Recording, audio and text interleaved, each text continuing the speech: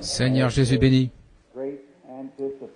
c'est avec une grande expectative que j'ai attendu ces soirées de service, en ayant confiance que d'une façon ou l'autre, notre Père Céleste nous sourira en nous bénissant. Et chaque fois que j'en ai l'occasion de venir dans ces réunions ici à l'église, avec ce groupe, le petit groupe de membres ici à l'église, et les visiteurs bien sûr, et ceci n'a pas été annoncé. C'est juste une réunion de prière du mercredi soir ordinaire, et j'ai dit, peut-être que ce soir, nous verrons si on peut revenir. Et je me disais que nous allions prendre la relève, peut-être, et annoncer cela pour la semaine prochaine. Nous ne pouvons pas faire asseoir tellement de monde ici. Et ce genre de réunions, si Dieu le veut, sont adressées à l'Église, pour le profit de l'Église.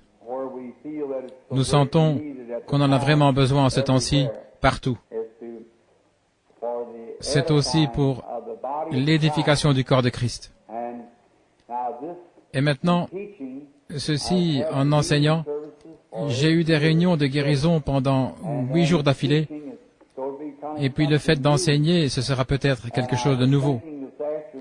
Et je me disais cet après-midi, quand j'ai ouvert la Bible, après avoir été très occupé la journée, je me disais, eh bien j'ai dit aux gens que j'enseignerai sur le sujet des 7 âges de l'Église, si le Seigneur le veut. Je me suis mis à lire, et j'ai simplement pris cela, et j'étais très heureux lorsque je me suis mis à lire cela. Et je m'étais dit, eh bien, je peux prendre tout cela en une soirée, en 1 heure. Alors je ne savais pas ce que le Saint-Esprit voulait que nous fassions. Nous n'essayons pas de fixer quoi que ce soit, c'est juste si c'est ta volonté, Seigneur. C'est ce qu'il y a de mieux. Et si c'est la volonté du Seigneur, j'aimerais enseigner ce soir sur les âges de l'Église et demain soir sur la marque de la bête et le soir suivant sur le sceau de Dieu.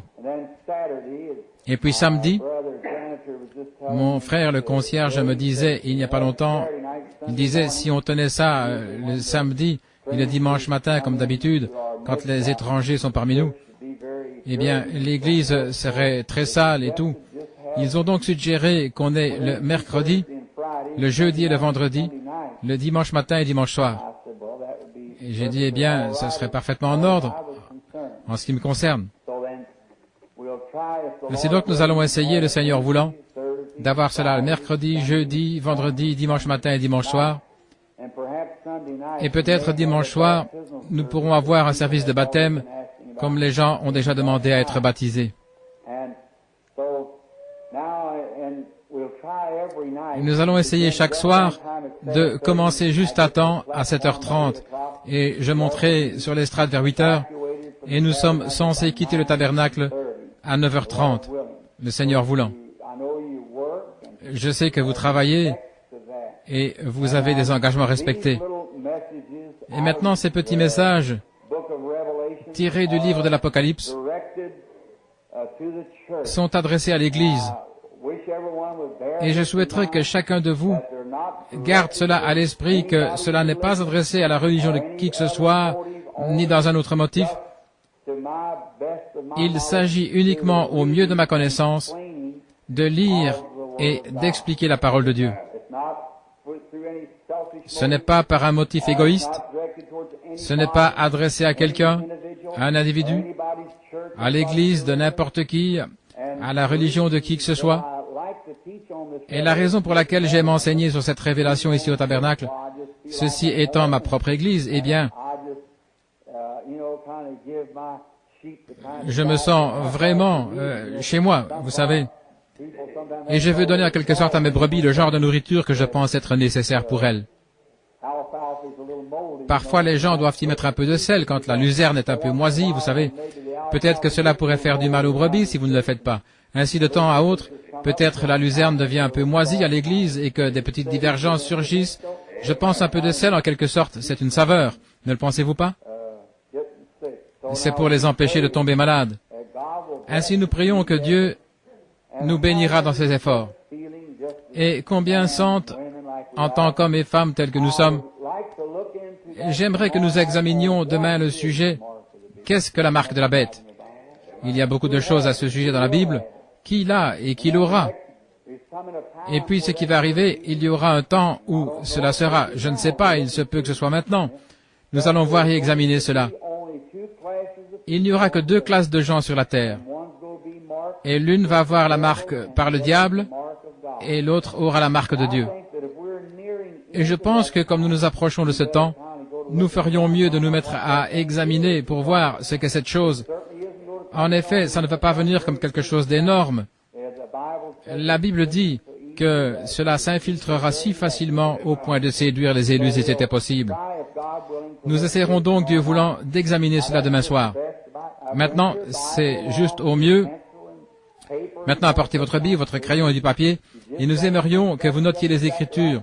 Et si vous pensez que ce n'est pas tout à fait exact, écrivez-moi une petite note pour la soirée suivante. Je me rappelle être resté 1 an et 6 mois sur le livre de l'Apocalypse au tabernacle ici. Ce que j'aime dans l'enseignement, j'aime vraiment l'enseignement. Oh là là, je pense que c'est merveilleux. Cela donne des bases et cela établit l'Église. Quant à la prédication, eh bien, il y a des gens qui sont des prédicateurs. Ils peuvent prendre la parole par inspiration et étaler cela avec des citations. Cela arrose les semences que le docteur a enseignées, voyez-vous. Eh bien, vous devez placer une semence premièrement et ensuite l'arroser. Et l'arrosage vient par la prédication de la parole. Il y a une vaste différence entre un enseignant, un docteur et un prédicateur, voyez-vous. Ce sont 2 différents dons de l'esprit, tout à fait. 2 dons différents de l'esprit. Et je dis cela avec humilité, mais je n'ai ni l'un ni l'autre de ces dons. Mais le mien, comme souvent, c'est prier pour les malades. C'est ce que le Seigneur m'a appelé à faire. Et puis, en ce temps-ci, ça donne de la relaxation à mon esprit d'étudier quelque chose de différent, de ne pas avoir de service de guérison divine, mais simplement enseigner la parole. Et nous nous en tirons bien ici. Je me rappelle, ça fait longtemps que vous me supportez, environ 12 ans là-dessus. Et j'avais l'habitude de dire, pas pour plaisanter, mais l'enseignement est très rude. Je disais, c'est juste comme un homme qui va à table et mange du pain de maïs avec des haricots. Eh bien, c'est bon pour vous, mais vous vous en fatiguez de temps à autre. Et alors vous avez quelque chose de côté, de la crème glacée et des gâteaux de temps en temps, et cela va équilibrer le régime alimentaire. Mais la nourriture à l'ancienne mode va bien vous nourrir, et au moins cela vous donnera un bon départ. Eh bien là-dessus, c'est mon humble avis, nous vivons dans les derniers jours de l'histoire du monde. J'aimerais rendre cela très clair. Maintenant, il se peut que je sois dans l'erreur, je ne sais pas. Personne d'autre ne sait. Jésus a dit, même les anges du ciel ne le savent pas. Il ne le savait pas lui-même. Il a dit, c'est le Père seul.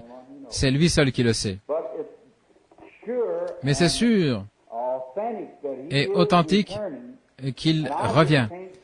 Et je ne peux simplement pas voir autre chose qui reste sinon la venue du Seigneur. Quand je regarde, je vois la nation en faillite, je vois la politique ruinée, je vois les foyers brisés, je vois l'Église brisée. Eh bien, il n'y a rien qui puisse réparer cela par Dieu, c'est tout.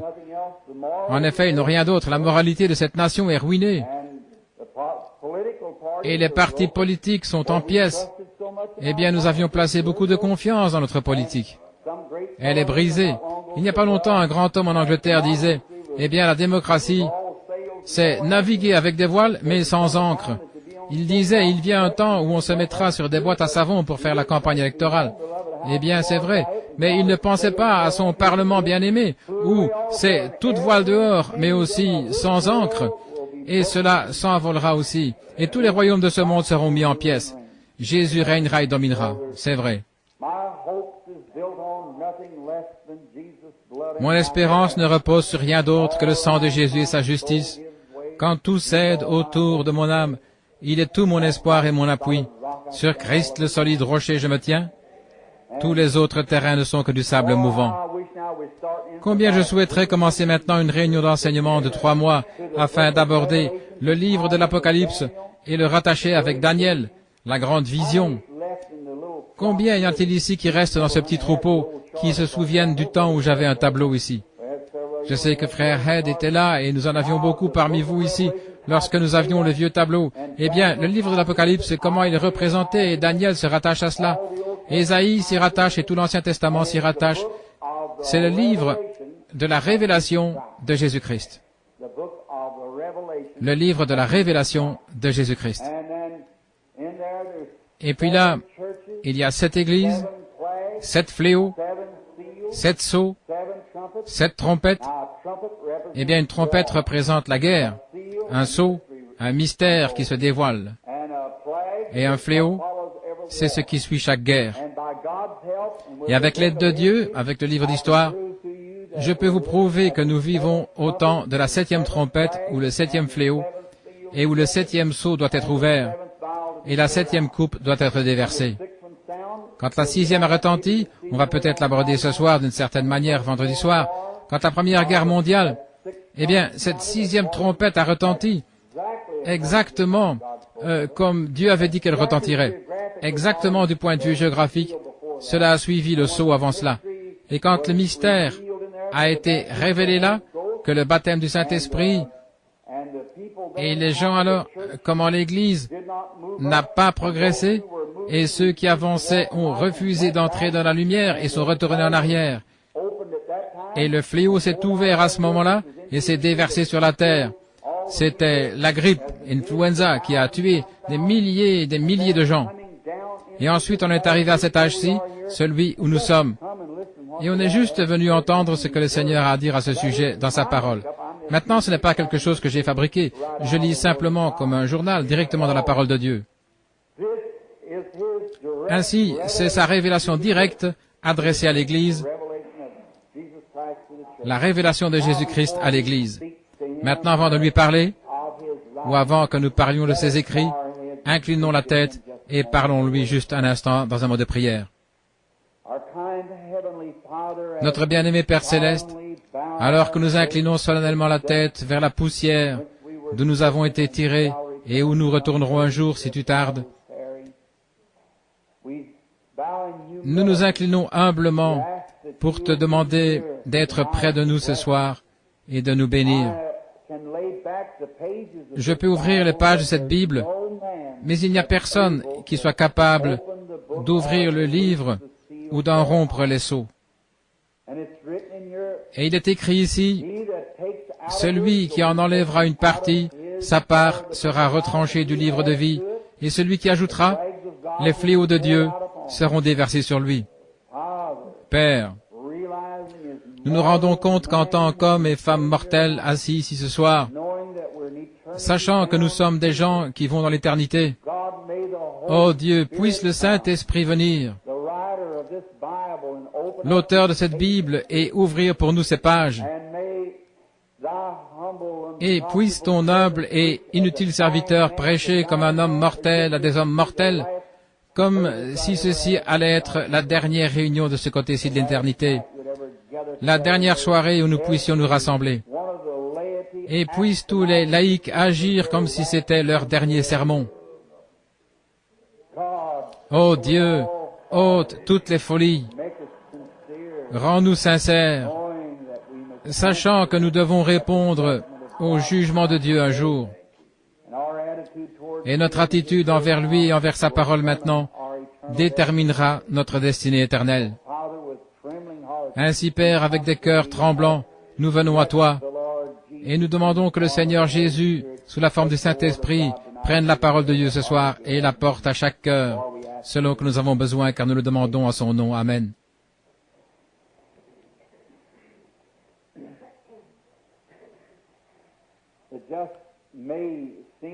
Cela peut sembler un peu étrange pour moi, pendant quelques instants donc, commencer à aborder un sujet pour l'enseignement. En effet, ça a toujours été sur la guérison divine pendant ces quelques dernières années, et pas sur la prophétie, en aucun cas. Et puis, on entre directement dans la ligne de prière. Et maintenant, ce soir, nous aimerions avoir un arrière-plan du livre nous demandons à Dieu de l'ouvrir pour nous. C'est le livre de la révélation de Jésus-Christ. Ce livre a été écrit vers 96 après Jésus-Christ, selon les écrivains. Et c'était Jean le bien-aimé. Et il avait eu cette vision sur l'île de Patmos. C'est une île dans la mer Égée, une île d'environ 15 miles, quelque chose comme ça de superficie. C'est un endroit vraiment rocailleux, plein de serpents et autres. La nation romaine l'utilisait comme Alcatraz, comme nous l'avons aujourd'hui, un lieu d'exil pour les criminels que le gouvernement n'arrivait pas à contrôler. Et ce livre a été écrit par le dernier apôtre de notre Seigneur Jésus-Christ. Il est admis que c'était le bien-aimé qui posait sa tête sur l'épaule de Jésus, et au sujet de qui il a dit après la résurrection, « Que vous importe s'il reste jusqu'à ce que je vienne ?» Jean est mort étant un vieil homme. Chacun des martyrs a scellé son témoignage de son propre sang. Jean, c'était ainsi qu'a été sa destinée. On l'a attrapé et on l'avait fait bouillir dans une cuve d'huile pendant 24 heures, de l'huile bouillante, et il n'en a subi aucun mal. On l'a envoyé sur une île en tant que sorcier, c'est ce qu'on croyait communément. Il avait ensorcelé l'huile au point que cela ne l'a pas brûlé, disait-on. Naturellement, c'était la puissance de Dieu. Vous ne pouvez pas faire sortir le Saint-Esprit d'un homme en le faisant bouillir. Eh bien, ils ont essayé de faire sortir cela de lui en le faisant bouillir, mais Dieu ne l'a pas permis. Il avait un travail à faire, et avant que Dieu n'ait fini avec son homme, il n'a rien au monde qui pouvait le déranger. Jean étant vieux, les historiens racontent qu'on l'a mené à l'église pour prêcher, et qu'il était tellement vieux que la seule chose qu'il arrivait à dire, c'était « Petits enfants, aimez-vous les uns les autres ». Je vous assure que c'est une très bonne chose à prêcher. « Petits enfants, aimez-vous les uns les autres ». Plus je vieillis dans le ministère, dans ma 21e année, je pense, et plus j'avance, plus je pense au Seigneur Jésus, plus je commence à découvrir que c'est l'amour qui couvre le tout. L'amour de Dieu, déversé dans nos cœurs par le Saint-Esprit. Maintenant, nous allons lire quelques versets pour commencer, et ensuite nous aborderons directement l'enseignement sur l'Église. Et puis, on essaiera d'amener cela à un point où, Dieu voulant, nous pourrons relier cela avec la marque de la bête demain soir. Maintenant, ceci est adressé à l'Église. Mais je vais essayer de parler au moins de l'Église d'Éphèse, la première Église, et de la dernière Église, celle dans laquelle nous vivons maintenant, l'Église de Laodicée. La révélation de Jésus-Christ que Dieu lui a donnée pour montrer à ses serviteurs les choses qui doivent arriver bientôt, et qu'il a fait connaître par la voix de son ange à son serviteur Jean. Maintenant, les Écritures nous donnent un point de départ. C'est la révélation. Le mot révélation signifie quelque chose qui est révélé. La révélation de Jésus-Christ qui a été donnée à Jean, et un ange a été envoyé pour attester ou pour signifier cela. Celui-ci a rendu témoignage de la parole de Dieu et de Jésus-Christ, de tout ce qu'il a vu. Béni celui qui lit. Combien voudrait avoir une bénédiction? Alors, lisez ceci. Celui qui lit, béni celui et ceux qui entendent les paroles de la prophétie et qui gardent les choses qui y sont écrites, car le temps est proche. En d'autres mots, ce n'est pas le temps, que le temps était proche, mais en ce temps-là, le temps est proche lorsque vous voyez cette parole accomplie, la révélation complète. Lorsque Dieu a commencé comme un artiste qui dessine un tableau, il a commencé par jouer ce rôle. Vous pouvez voir cela prendre forme. Et lorsque vous voyez cela au début du livre de l'Apocalypse, vous voyez Jésus-Christ commencer à apparaître dans le tableau. Et à la fin de cela, vous le voyez au complet, assis avec son Église, glorifié. Tous les jours du péché, des troubles et des tentations sont passés, et Christ est assis avec son Église dans les glorieux cieux en haut. Très bien, au verset 4. Jean aux églises. Maintenant, c'est Jean qui parle. D'abord, c'est Dieu qui présente la révélation de Jésus-Christ. Ensuite, c'est Jean. Jean aux églises qui sont en Asie. Que la grâce et la paix vous soient données de la part de celui qui est, qui était et qui vient, et de la part de sept esprits qui sont devant Dieu. Oh, si seulement nous avions un tableau ici maintenant pour dessiner un peu, voir les sept esprits qui sont devant Dieu. Maintenant, pour gagner un peu de temps, sachant que je ne devrais pas mal citer quoi que ce soit pour rien au monde, et si vous avez un peu de doute, notez cela, et ensuite posez-moi la question, et je vous donnerai le passage des Écritures en rapport avec cela. Maintenant, les sept esprits qui sont devant Dieu. Ces sept esprits étaient représentés comme les sept esprits qui avaient été envoyés pour les 7 âges de l'Église. Les 7 esprits qui sont devant Dieu. Nous pouvons prendre cela depuis l'Ancien Testament, si seulement nous avions le temps. Et de la part de Jésus-Christ, le témoin fidèle, le premier-né des morts, et le prince des rois de la terre, à celui qui nous aime et qui nous a lavés. Oh là là, regardez simplement. Jean est tout emballé lorsqu'il regarde. Il se met simplement à parler, il dit, à celui qui nous aime et qui nous a lavés de nos péchés par son sang, et qui a fait de nous des rois et des sacrificateurs pour Dieu son Père. À lui c'est la gloire et la domination au siècle des siècles. Amen. Il a fait de nous des sacrificateurs et des rois pour Dieu. Nous, c'est au pluriel. Non pas qu'il a fait de moi un sacrificateur et un roi, mais il a fait de nous l'Église. Maintenant, il adresse ceci aux 7 églises, car ce sont les 7 âges de l'Église. Il a dit, la domination et la gloire lui soient rendues au siècle des siècles. Il a fait de nous des sacrificateurs. Savez-vous ce qu'est un sacrificateur? Quel est son office? Un sacrificateur doit offrir des sacrifices, faire l'intercession. Et là, dans le livre des Hébreux, il est dit que nous, l'Église, nous sommes un sacerdoce royal. Un sacerdoce royal, une nation sainte, un peuple particulier. Une nation sainte, un peuple particulier, un sacerdoce royal, offrant, voici maintenant, offrant des sacrifices spirituels. Chaque homme et chaque femme qui vient à Dieu passe derrière le voile. Dans l'Ancien Testament, il y avait un voile qui était suspendu entre le lieu saint et le Saint des Saints. Il n'y avait qu'Aaron seul qui devait entrer là une fois l'an. Mais chaque homme qui devenait un sacrificateur pouvait avoir une bouchée ou goûter à la manne originelle que Moïse et Aaron avaient ramassée le premier jour où la manne était tombée du ciel, quand ils ont traversé le Jourdain. Les ennemis avaient été tués derrière eux, et le jour suivant, ils sont allés là, et partout sur la terre, il y avait des petites gaufrettes. Dieu avait fait pleuvoir cela du ciel. Ils ont appelé cela la manne, ça avait le goût du miel. Et les gens étaient censés simplement ramasser assez pour une seule journée. Et s'ils la gardaient, jusqu'au lendemain, c'était contaminé. Et Dieu a dit à Moïse et à Aaron d'aller en ramasser plusieurs homères, des grands paniers, et d'amener cela dans l'arche, le lieu saint.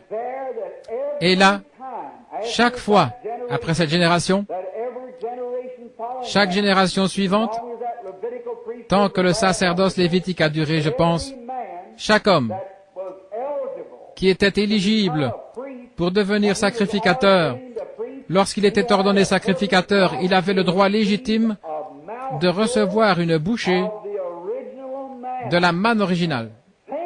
Pensez-y, quel privilège les hommes pensaient avoir quand un homme savait qu'il allait entrer dans le sacerdoce, qu'il allait recevoir une bouchée de ce pain surnaturel, cette nourriture surnaturelle qui était venue de Dieu, du ciel, et qui était conservée de manière surnaturelle. Le ministère entier est surnaturel. Comment les gens peuvent-ils donc dire qu'ils sont chrétiens et nier le surnaturel? Je ne sais pas comment ils font cela moi-même. Regardez ce qu'est le surnaturel. Ils pouvaient goûter au surnaturel dès qu'ils devenaient un sacrificateur. Quel beau type maintenant! Pour chaque personne, ce jour-là, il devait naître dans une certaine lignée, un lévite, avant de devenir un sacrificateur. Mais aujourd'hui, quiconque veut qu'il vienne, voyez-vous, et aussitôt qu'il vient, une naissance est considérée aussi pour cela. Vous devez naître de nouveau. Et chaque homme ou chaque femme qui est né de nouveau, de l'Esprit de Dieu, a le droit à la manne de ce jour. Cette manne, c'est le Saint-Esprit. Quand Pierre, après qu'il soit sorti de la grande confusion et que la couardise les avait quittés, et que le Seigneur les bénissait après que le Saint-Esprit soit tombé le jour de la Pentecôte, ils sont allés dans les rues et se sont mis à crier, agissant comme des hommes fous, et les gens pensaient qu'ils étaient ivres. Dites, je me demande ce que nous allons faire à ce sujet. Tout le monde, même le monde religieux aussi, pensait que ces gens-là étaient ivres. Et écoutez, mon ami catholique, la bienheureuse Vierge Marie était avec eux. Et si elle n'a pas pu aller au ciel tant qu'elle n'était pas montée là-haut, et qu'elle n'avait pas goûté à ce quelque chose qui la faisait agir comme une femme ivre, comment allez-vous aller là avec quelque chose de moins que ça? Mais elle avait reçu quelque chose. Il y en avait 120 avec les femmes Marie-Madeleine et ils sont sortis de la rue agissant comme des gens ivres, titubants, au point où la véritable, si vous permettez l'expression, l'église sophistiquée de ce jour-là a dit, regardez-les, ça prouve ce qu'ils sont tous pleins de vin nouveau. C'est ce que c'était. Maintenant, écoutez, Pierre a dit, alors ils commencèrent à dire, vous, hommes de Jérusalem qui demeurez en Judée, sachez-le et écoutez ma parole, ces gens ici ne sont pas ivres. Maintenant, je parle de l'église d'Éphèse ici maintenant, voyez-vous. Très bien, le premier âge de l'église. Il a dit, ces gens-ci ne sont pas fous comme vous le pensez. C'est la 3e heure de la journée. Les bars ne sont même pas ouverts. Eh bien, c'est la 3e heure de la journée. Il a dit, mais c'est ici ce qui a été dit par le prophète Joël. Il est écrit dans votre propre Bible. Dans votre propre Bible, c'est écrit que cette chose aurait lieu. Eh bien, il dit, vous devriez savoir ceci, vous, les enseignants, les docteurs. Eh bien, est-ce que cela pouvait être, tout comme l'Église a été amenée à cette démonstration-là, la même démonstration qui est promise pour les derniers jours? Ne pouvez-vous pas vous référer à cela et dire, c'est ce qui a été annoncé? Vous y voilà. Et le monde extérieur n'en sait rien. C'est de la folie pour eux. Alors ils ont dit, regardez ça. Et ils ont dit, quand ils ont entendu cela, il leur a dit comment ils avaient crucifié Jésus. Et chaque fois, vous pouvez obtenir le pardon pour avoir crucifié Jésus, vous pouvez obtenir le pardon pour avoir pris son nom en vain. Mais celui qui parlera contre le Saint-Esprit, il ne lui sera jamais pardonné. Ni dans ce siècle, ni dans le siècle à venir. Et nous sommes dans les derniers jours. Faites très attention. Marchez humblement. Ayez un esprit brisé et contrit, un cœur humble, étant disposé à laisser le Saint-Esprit vous conduire. Amen. Oh là là, les voici. Ils sont tous là-haut, juste des gens. C'était des couards quelques heures avant. Ils étaient enfermés dans la chambre haute. Mais quand le Saint-Esprit est venu sur eux et a rempli leur cœur, ils sont sortis dans les rues. Je m'imagine qu'ils ne faisaient pas des choses qui n'étaient pas correctes. Ils étaient là, en train de se réjouir et louer Dieu. Et de manière telle qu'il y avait une manifestation. Ils n'étaient pas tout simplement là à se quereller les uns les autres. S'ils étaient des méthodistes ou des baptistes, s'ils étaient des pharisiens ou sadducéens, ils étaient là à se réjouir parce qu'ils avaient goûté au ciel dans leur âme. Dieu leur avait donné la manne spirituelle. Eh bien, quand Dieu a déversé la manne là dans le naturel, et cela a duré tant qu'ils étaient en pèlerinage, c'est un beau type. Et le jour où ils sont entrés dans la terre promise, la manne a cessé. Et le jour de la Pentecôte, la même chose. Regardez la Pentecôte, Moïse. Ils ont vu que leur ennemi était mort. Myriam s'est emparée d'un tambourin, elle s'est mise à crier, à danser et parcourir le rivage. Et les femmes l'ont suivi faisant la même chose. Et Moïse a levé les bras en l'air et a chanté dans l'esprit.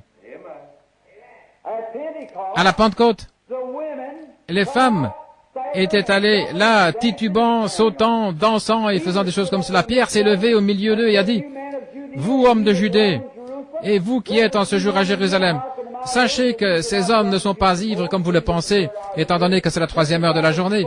C'est ce qui a été annoncé par le prophète Joël. Il arrivera dans les derniers jours, dit Dieu, que je répandrai mon esprit sur toute chair. Vos fils et vos filles prophétiseront. Sur mes serviteurs et mes servantes, je répandrai de mon esprit, et ils prophétiseront. Et j'accomplirai des prodiges en haut dans le ciel, sur la terre, des colonnes de feu, des vapeurs, des fumées. Et il arrivera qu'avant le grand jour redoutable de l'Éternel arrive, quiconque invoquera le nom du Seigneur sera sauvé. Et il a continué de prêcher. Et quand ils ont entendu cela, ils ont dit, « Regardez cet homme-là.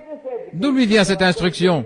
Certains disaient, « Il ne sait même pas écrire son nom. » La Bible disait qu'il était ignorant sans instruction. De quelle école est-il sorti? D'aucune. Eh bien, comment ceci s'est-il passé? Comment est-ce arrivé? Ils ont remarqué que cet homme citait correctement les Écritures, et nous n'avons jamais entendu quelque chose comme cela avant. Il a dit, « Repentez-vous, chacun de vous, et soyez baptisés au nom de Jésus-Christ, pour le pardon de vos péchés, et vous recevrez le Saint-Esprit, car la promesse est pour vous, pour vos enfants, et pour tous ceux qui sont au loin, en aussi grand nombre que le Seigneur Dieu les appellera. » En d'autres termes, cette bénédiction de la manne qui est tombée ici comme elle est tombée dans le passé, elle sera pour cette génération, pour la génération suivante, pour la génération suivante, jusqu'à Jeffersonville en Indiana, et jusqu'aux extrémités de la terre. Et le même Saint-Esprit qui était tombé en ce temps-là, tombe maintenant, avec les mêmes résultats, la même chose, les mêmes personnes. Voyez-vous ce que je veux dire? C'est simplement parfait. Remarquez. À celui qui vaincra, je lui donnerai le pain de vie. Il a dit cela devant l'une des églises. Et il n'aura plus soif, il n'aura plus faim. Il n'aura plus soif. Si jamais un homme, regardez, que votre veste spirituelle soit bien fermée, si jamais un homme ou une femme reçoit une fois réellement le Saint-Esprit, vous ne pourrez jamais l'ébranler. Il sait où il se tient. Vous pouvez venir avec des isthmes et tout. Il marchera directement au milieu de tout ça. Il n'aura plus jamais soif. Il sait exactement qui est son Créateur. Il ne sera jamais confus. Ne le dérangez pas. Il continuera directement de l'avant. Je lui donnerai le pain de la vie. Et il n'aura plus faim, il n'aura plus soif, voyez-vous. Et l'arbre qui est au milieu du paradis de Dieu, il en mangera, voyez-vous, l'arbre. En effet, cet arbre était Jésus-Christ. Et Jésus-Christ étant mort, il est revenu sous la forme du Saint-Esprit. Il est donc ici, la manne qui est mangée dans l'Église. Remarquez. Voici, le verset 6. Et il a fait de nous des sacrificateurs et des rois pour Dieu, un sacerdoce spirituel, une nation royale. L'offrande spirituelle, qu'est-ce? Le sacrifice spirituel, je cite les Écritures, c'est le fruit de nos lèvres, rendant gloire à son nom. Eh bien, quel genre est-ce? Un sacrifice spirituel. Eh bien, nous pouvons aussi bien commencer ici. Un bon passage par où commencer. Quand une petite confusion surgit dans l'Église, courez d'un côté à l'autre. Si vous le faites, vous n'êtes certainement pas un sacrificateur. Non, vous priez jusqu'au bout. Des sacrifices spirituels, les fruits de nos lèvres, rendant gloire à son nom. Voyez-vous ce que je veux dire? Eh bien, direz-vous, je n'ai vraiment pas envie d'aller à l'église, mais vous êtes un sacrificateur. C'est votre devoir. Vous devez être là. Eh bien, je n'ai vraiment pas envie de prendre part à ce service. Vous êtes un sacrificateur, offrant un sacrifice spirituel. Non pas donner un coup de main à quelqu'un, comme nous dirions aujourd'hui. C'est tout à fait bien. Je n'ai rien contre cela. Non pas conduire quelqu'un à l'église, c'est tout à fait bien. Je n'ai rien contre cela. Mais il s'agit de vous. C'est vous qui offrez un sacrifice spirituel, le fruit de vos lèvres, rendant gloire à son nom. Lorsque vous voyez un temps arriver où tout le monde blasphème et dit ces choses et fait des choses qui ne sont pas correctes, que faites-vous? Vous éloignez? Vous êtes censé vous tenir là avec un sacrifice spirituel en disant « Le sang de Jésus-Christ purifie de tout péché. Il fait de moi une nouvelle créature en Jésus-Christ. » Tu es fou, mon gars. D'après ce que tu dis, c'est bien. Mais pour moi, c'est la puissance de Dieu pour le salut. Je le crois. Et vous dites que vous croyez dans la guérison divine? Eh bien, je ne crois pas. Vous feriez mieux de demander à notre pasteur. Que pensez-vous de ça? C'est vous qui êtes un sacrificateur. C'est vous la personne. Oui, monsieur, je crois cela, car la parole de Dieu le dit. Croyez-vous au baptême du Saint-Esprit? Oui, monsieur.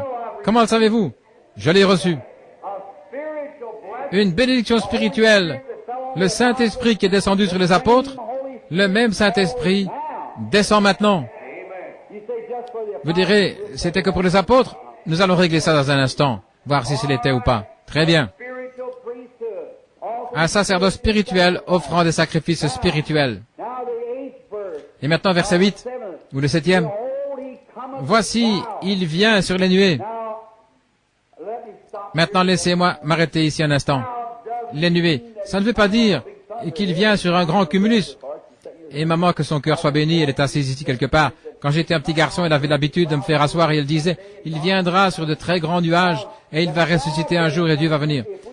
Et maintenant, les nuages sur lesquels il va venir, si seulement nous avions le temps de prendre tout cela, prendre le véritable arrière-plan de toute la chose, eh bien, la nuée sur laquelle il va venir, ce n'est pas un nuage comme un cumulus, mais c'est une nuée de gloire sur laquelle il va venir, voyez-vous.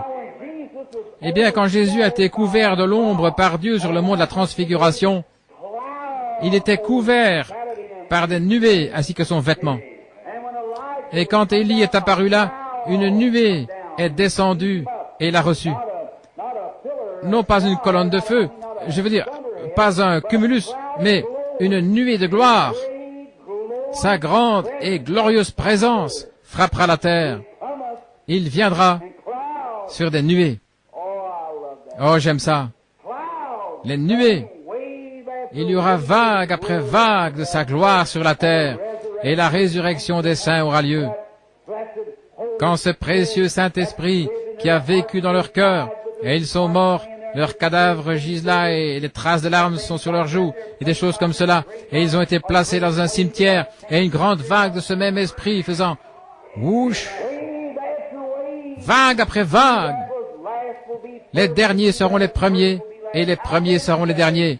Comment cela se fera-t-il? C'est l'ordre de la résurrection. Je ne connaîtrai personne dans la génération avant moi, ni dans la génération après moi.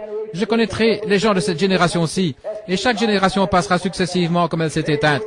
Les derniers seront les premiers. Assurément, il sera ainsi. Voyez-vous, je reconnaîtrai les miens. La personne suivante, mon papa reconnaîtra les siens. Son grand-père reconnaîtra les siens. Et ainsi, vague après vague après vague. Et les saints se lèveront de partout. Ne sera-ce pas merveilleux? Cela fait que les vieux se sentent jeunes à nouveau. Oui. Remarquez attentivement. Très bien. Il viendra sur les nuées. Et tous les yeux le verront. Peu importe depuis combien de temps ils sont morts, ils le verront quand même. Et même ceux qui l'ont percé, toutes les tribus de la terre se lamenteront à cause de lui. Amen. Jean a dû simplement crier Amen. Ça veut dire, ainsi soit-il, qu'il en soit ainsi. Je suis l'alpha et l'oméga. Maintenant, alpha, c'est A dans l'alphabet grec. Oméga, c'est Z dans l'alphabet grec. En d'autres mots, si c'était traduit aujourd'hui, on dirait, je suis de A à Z.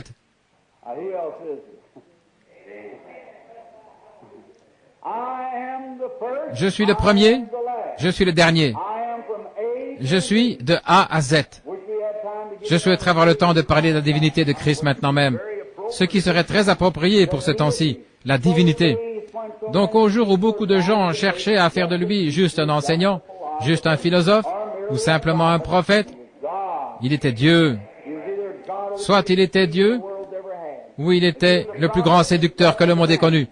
Et s'il était un prophète, son sang était celui d'un homme. S'il était un docteur, un enseignant, son sang était celui d'un homme. Il était Dieu et son sang était divin. Le Dieu Tout-Puissant avait couvert de son ombre la Vierge Marie et il avait créé la cellule de sang dans le sein de Marie. Et c'est cela qui a engendré le Fils Jésus-Christ. Et Dieu a condescendu, il habitait dans ce corps-là. Dieu Emmanuel fait chair parmi nous.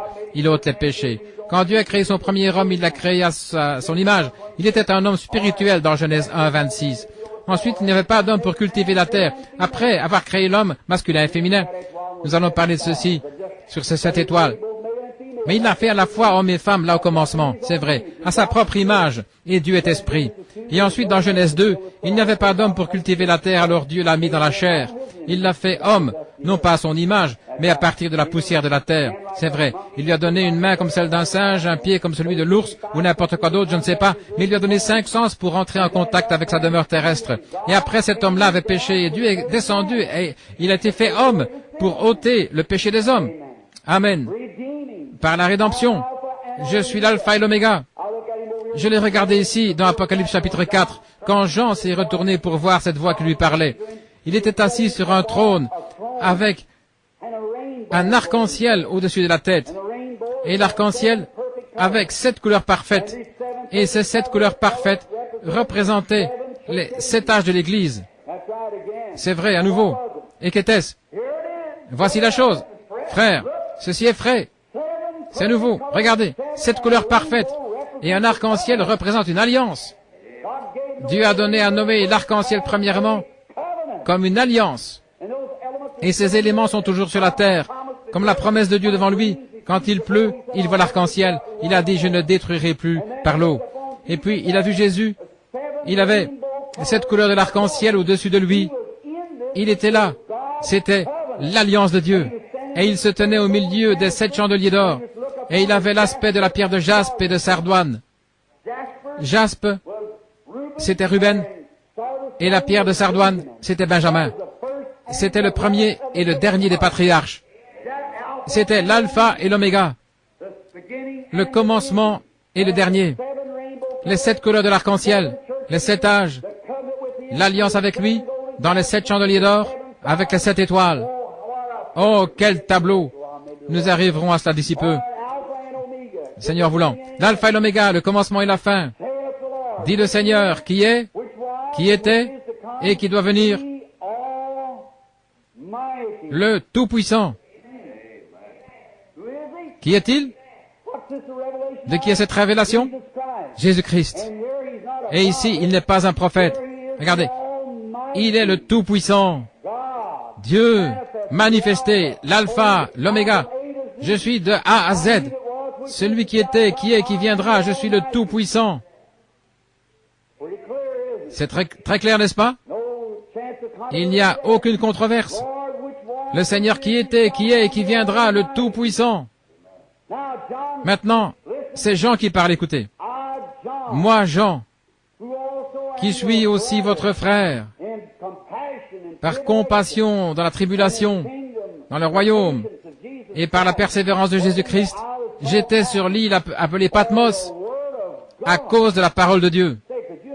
Dites-moi donc, pouvez-vous imaginer un homme qui a été placé dans un lieu comme cela à cause de la parole de Dieu? Oui, à cause de la parole de Dieu et du témoignage de Jésus-Christ. Il était exilé là pour avoir prêché la parole de Dieu à un peuple religieux. C'est ce que la parole dit, n'est-ce pas? Il était là, à cause de la prédication, il était exilé, excommunié de l'Église, de la société, du monde entier. Amen.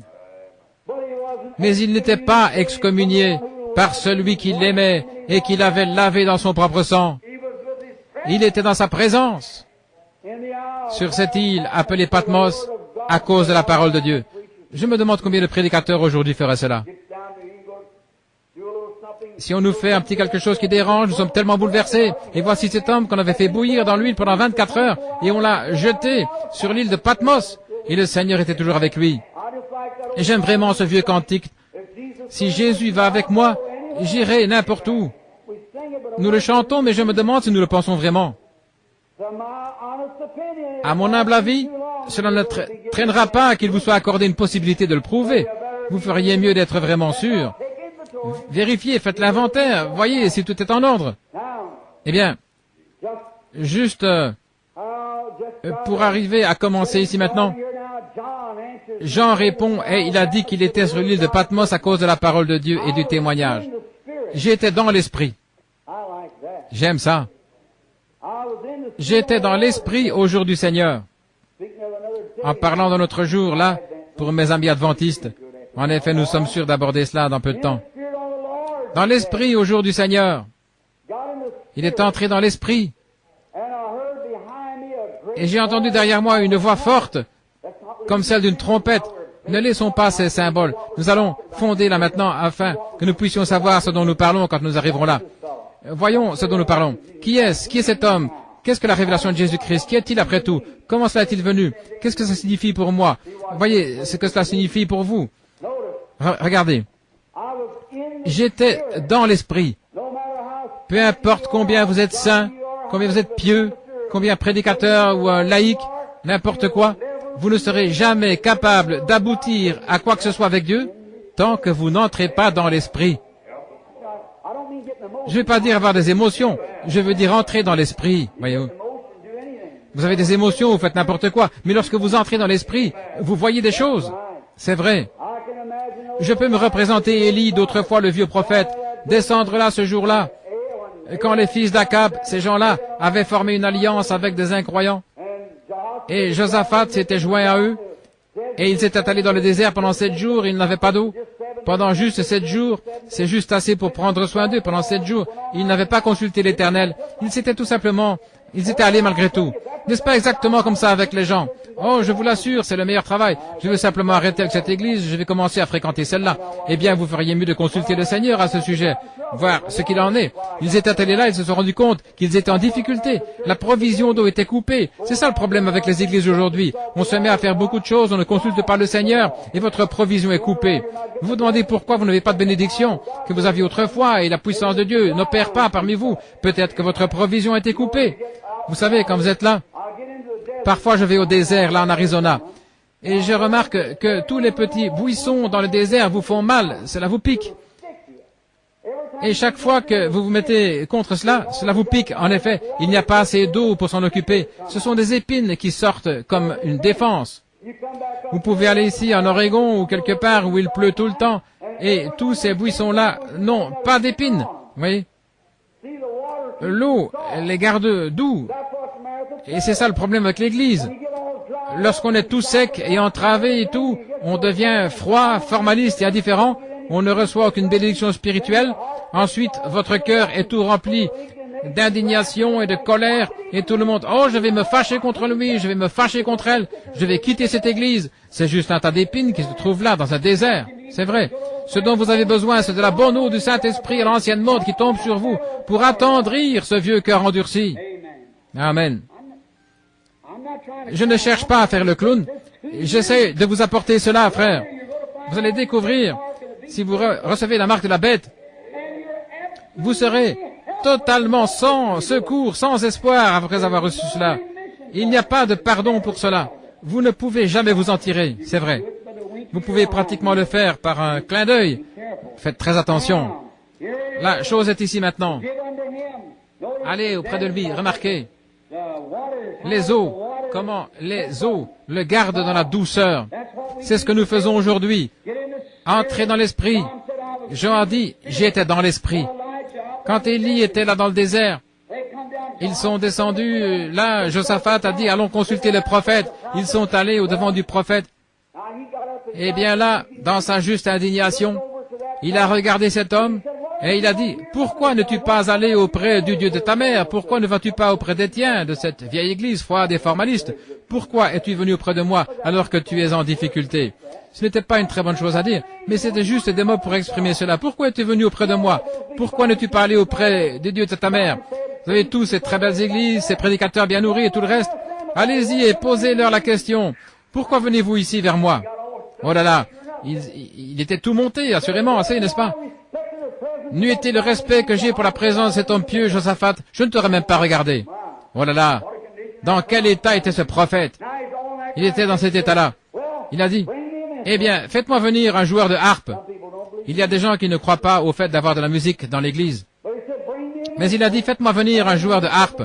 Et quand le joueur de harpe est venu, chanter un bon cantique, mon Dieu plus près de toi, ou n'importe quel cantique, alors l'Esprit de Dieu est venu sur le prophète. Et quand l'Esprit est venu sur lui, il est entré dans une vision, il a commencé à voir des choses. Vous devez avoir l'Esprit de Dieu. Vous direz, je n'arrive pas à comprendre comment les gens disent Amen. Entrez une fois dans l'Esprit. C'est vrai. Je n'arrive pas à voir comment les gens se tiennent au jeu de baseball et se donnent des coups les uns aux autres. Dans le dos, ils crient, ils enfoncent le chapeau et font des histoires. Ça semble comme de la folie. Eh bien, diriez-vous, vous n'êtes pas un mordu du baseball. Et qu'en est-il de vous en tant que chrétien? Très bien. Vous devez entrer dans l'esprit de la chose. C'est ainsi qu'il en est lorsqu'on allait dans la danse. Je ne crois pas que vous devriez y aller aujourd'hui, assurément pas. Mais si vous aviez l'habitude d'y aller, on devait jouer de la musique hip-hop avec l'orchestre et on battait le tambour, on faisait toutes sortes de choses là. Et les femmes accouraient à moitié nues et tout le reste et elles dansaient là et les gens entraient dans l'esprit de la danse.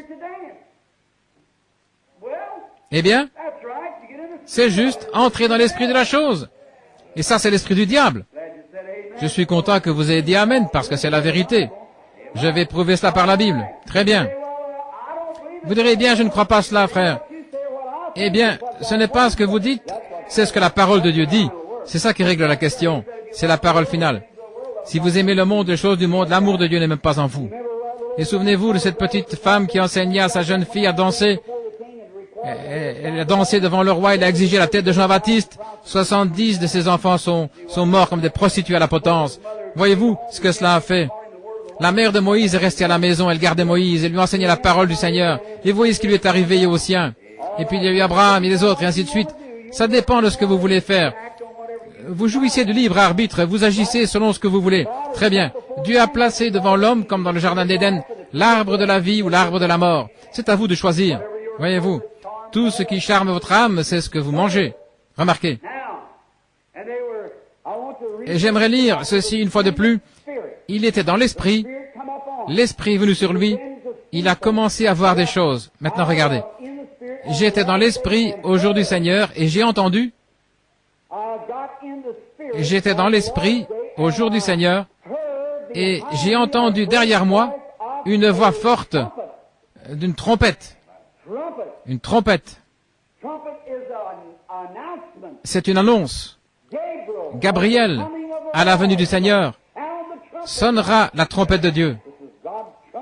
C'était le retentissement de la trompette du Seigneur. En d'autres termes, il s'apprêtait à annoncer la destinée éternelle du monde. Une trompette. Qu'est-ce que c'est? Soyez prêts. Je vais vous donner la révélation de Jésus-Christ pour l'apporter à l'Église. Je vais vous parler, vous dire ce que sera la destinée du monde pour ceux qui recevront et pour ceux qui rejetteront. La trompette de Dieu. Attention! Chaque homme, quand la trompette retentit, il saisit son épée et se tient en place. Attention, la trompette. Paul a dit, si la trompette rend un son confus, qui se prépara pour la guerre? C'est ainsi aujourd'hui. Oh frère, quand je regarde ça et là et que je vois toutes ces églises froides, formalistes, indifférentes et des choses comme cela, ayant l'apparence de la piété et reniant ce qui en fait la force, comment un homme peut-il se préparer? Cela émet un son confus. Vous dites, eh bien alors je vais adhérer aux églises, j'irai chez les méthodistes, les baptistes, les luthériens, les pentecôtistes, je vais faire quelque chose, je vais faire un genre de mouvement. Ce n'est pas ça. Si un homme ne naît de nouveau, peu m'importe qu'il soit méthodiste, baptiste, pentecôtiste ou quoi que ce soit, vous devez naître de nouveau. Sinon, vous n'entrerez pas dans le royaume.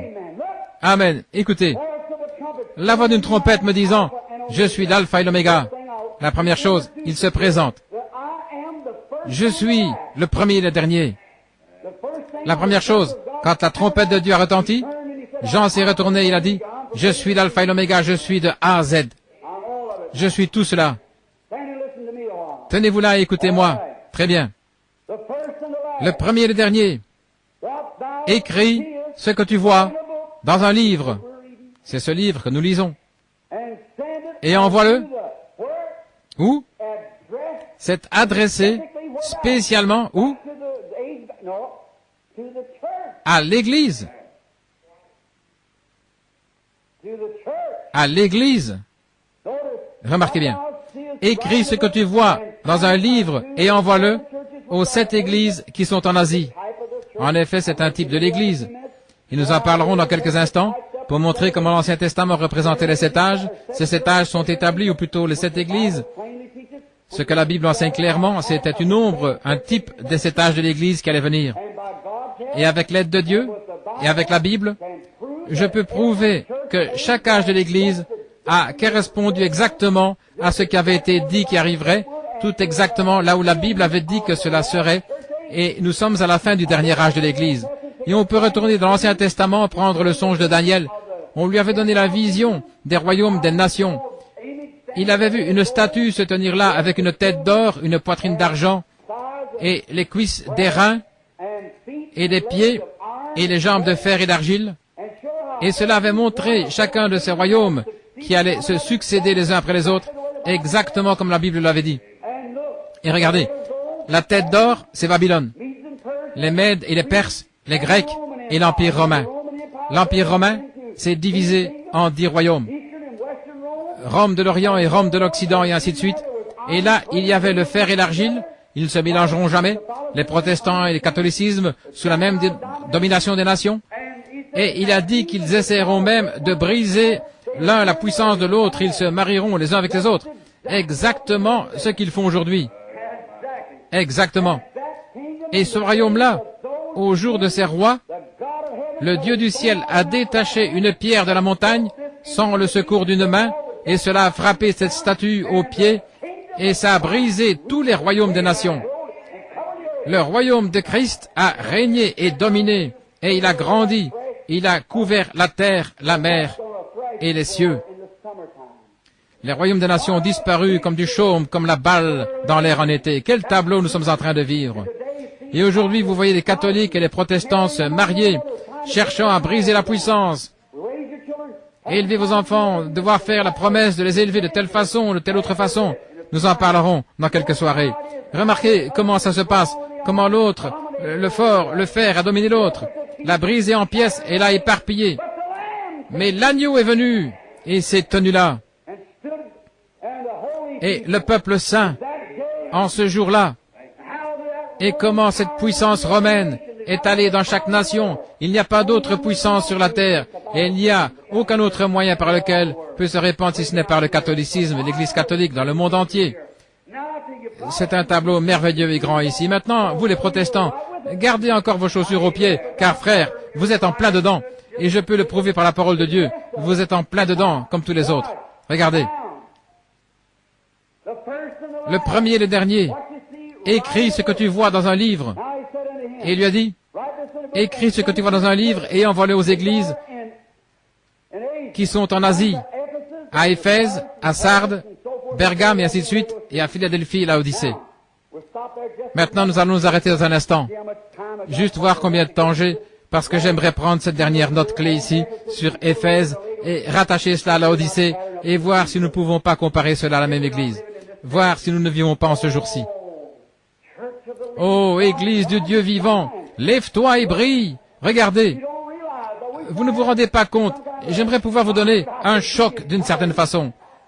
Je souhaiterais que le Saint-Esprit entre dans sa glorieuse puissance et vous amène au point où vous pourrez saisir cette Bible et dire, laissez-moi regarder ici. Quand vous verrez les nations qui se disloquent, Israël se réveille, les signes que la Bible a annoncés, les jours des nations sont comptés, encombrés d'horreur. Revenez, ô vous dispersés vers les vôtres. C'est vrai. Le jour de la rédemption approche. Les cœurs des hommes défaillent de peur. Soyez remplis de l'Esprit de Dieu, avec vos lampes nettoyées et bien claires. Levez les yeux, votre rédemption approche.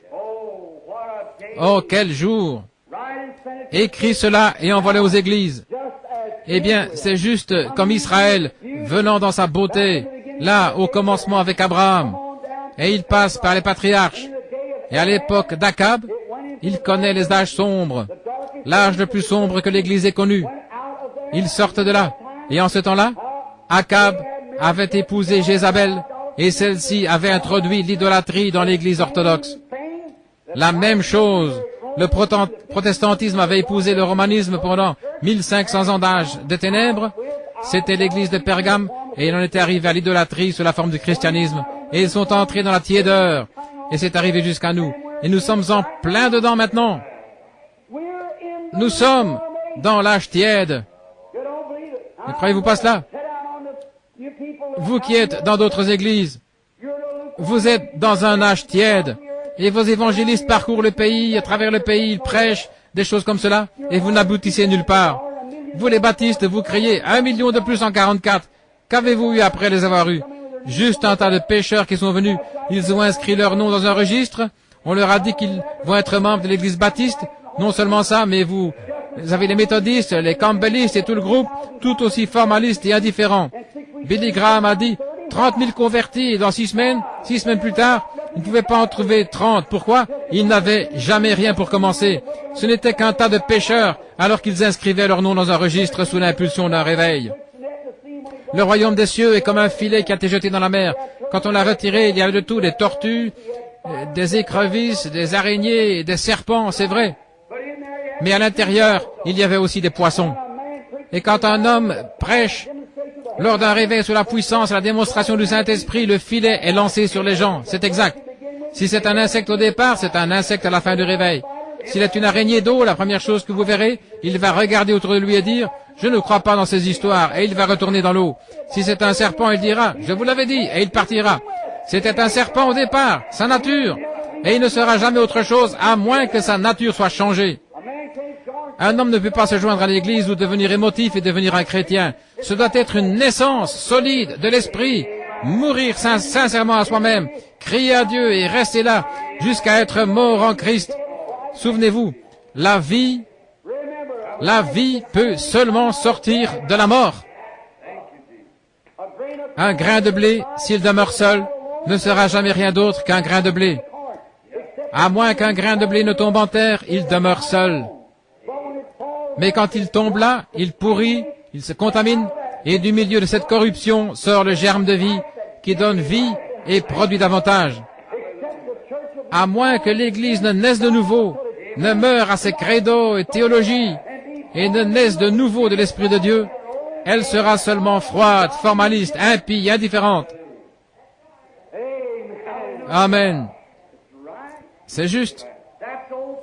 C'est de la prédication à l'ancienne mode, mais elle vous sauvera, frère.